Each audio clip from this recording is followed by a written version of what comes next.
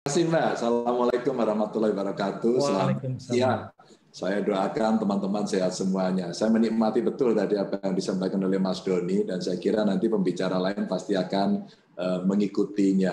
Kenapa? Buat saya selalu ada ilmu baru. Karena di tengah pandemi ini teman-teman semuanya, tantangan kita tidak hanya kesehatan, ini sudah bleber kemana-mana. Sekarang bleber ke ekonomi, ke sosial. Saya ngetes saja kemarin 2 hari di rumah saja, wow, ekonom kelas nasional itu percuma begitu. Sampai dari Griffith University menyatakan itu nggak ada artinya.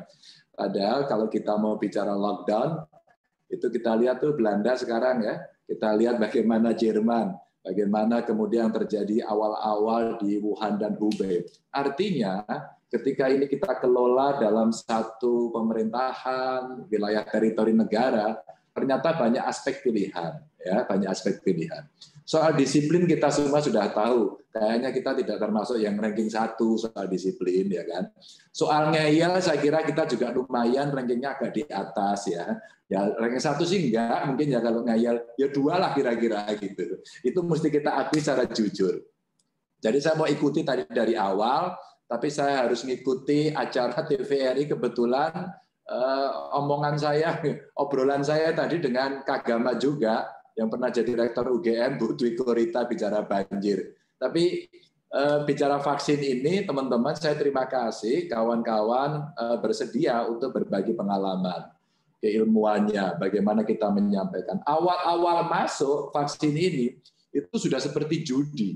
Pertama percaya atau tidak percaya, sampai kemudian Pak Presiden mengambil alih, take over semuanya. Karena ada statement dari publik, ini halal atau haram? Ini penting ini. Ini untuk kita kemarin hasil survei soal keagamaan Indonesia urutan ketiga di dunia, nomor 1 Ethiopia gitu ya. Jadi kita orang yang sangat percaya berketuhanan yang Maha Esa, maka orang bicara ini halal atau haram. 2, siapa yang mau bayar? Akhirnya ramai sehingga seorang ustadz menyampaikan rakyat jangan dijadikan percobaan. Diambil alih, ya sudah saya dulu. Begitu kata Pak Presiden yang kebetulan pernah kuliah di kehutanan itu. Kalau orang bilang dulu, cah kehutanan, gue cah kehutanan, kira-kira gitu ya. Terus kemudian yang kedua, bayar atau tidak? Wes digratis ke kabeh. Berapa ya, 70 triliun atau berapa kemarin? Terus kemudian seluruh kekuatan dari kementerian keluar, piknik sana yang jauh.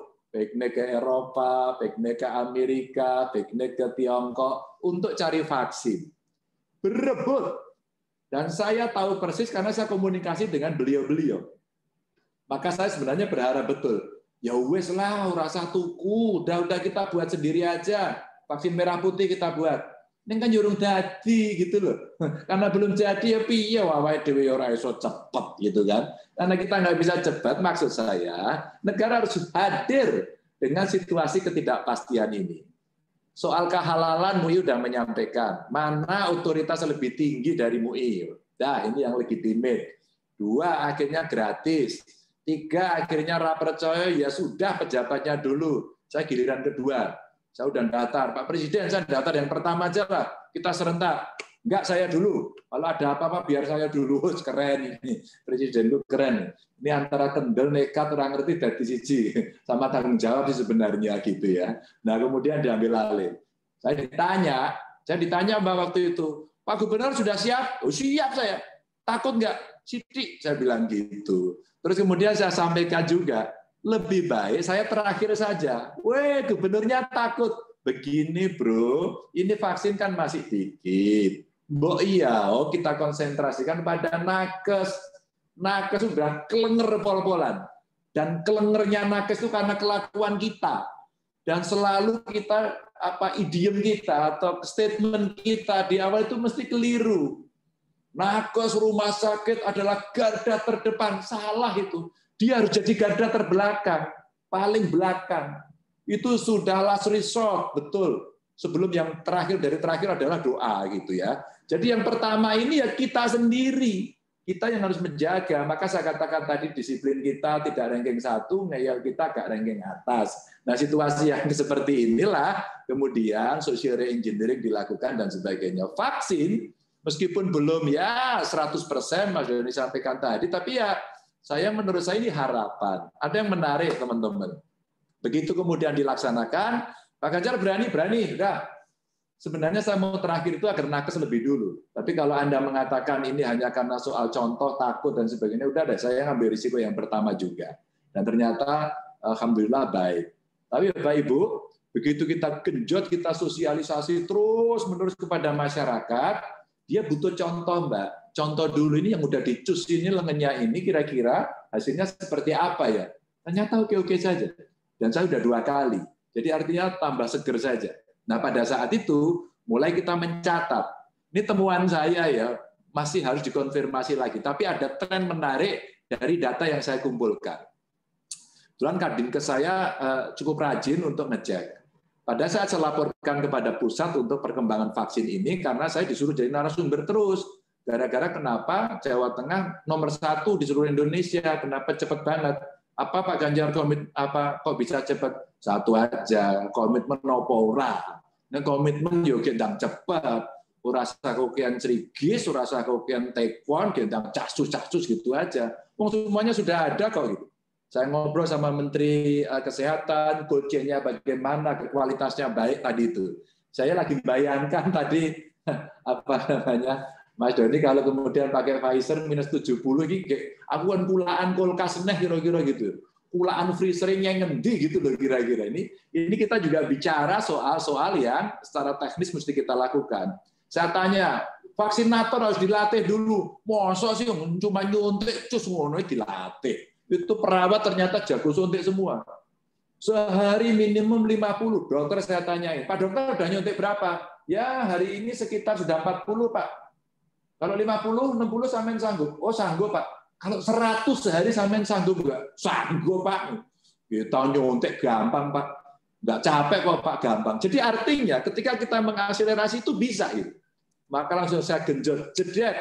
Puskesmas 50, rumah sakit 200. Rumah sakit Pemprov kamu harus lebih dari 200, kalau enggak tak ganti. Gitu. Wah, akhirnya casus gitu cepat. Nah, akhirnya inilah menjadi satu performan. Loh, ini kok Jawa Tengah bisa cepat. Nah, saya tinggal ngejar. Dirut Bio Farma telepon saya, ngobrol, Menkes telepon saya, Menko telepon saya, Pak Ganjar gimana? Enggak sih. Gini aja deh, Anda kasih berapa ke saya, tak habisin. Terus akhirnya 5 gubernur dipanggil Presiden. Presiden pengen kalau kemarin itu pentahapannya adalah nakes dulu, kedua pelayan publik, ketiga kelompok rentan, terus kemudian masyarakat. Rasanya pengalaman saya mencoba 2 hari di rumah saja, enggak kita rubah. Dan saya ternyata klop dengan pikiran Pak Presiden, agar yang punya risiko tinggi dalam hal ekonomi dan tiap hari bersentuhan, ini nggak bisa diatur dan cukup sulit, maka itu diprioritaskan. Siapa? Pedagang pasar. Siapa orang yang punya mobilitas tinggi, sopir. Siapa lagi mereka yang dagangnya berkeliling.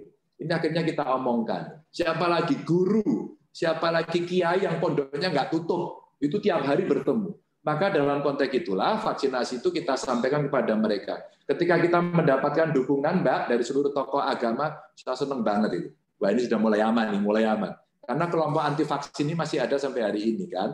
Terus kemudian kita lakukan. Nah, akhirnya saya ingin menyampaikan terima kasih sama teman-teman dengan cerita, 7 minggu sebelum vaksinasi rata-rata nakes kita terpapar 200-an di Jawa Tengah. Angka terendahnya 199,